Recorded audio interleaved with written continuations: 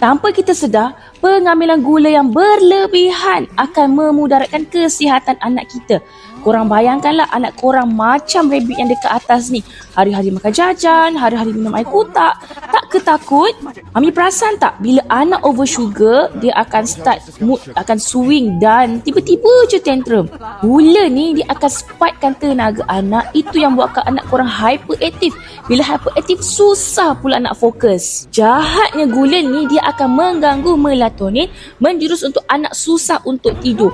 Bila anak tak cukup tidur, kualiti tidur anak akan terjejas. Kalaulah anak korang suka sangat minum air berperisa kan, ambillah las coko ke las strawberry. Dan ini memang pilihan kurang manis, sedap, tak ada bau hamis. Yang penting, dia ada kebaikan susu kambing dan juga buah kurma.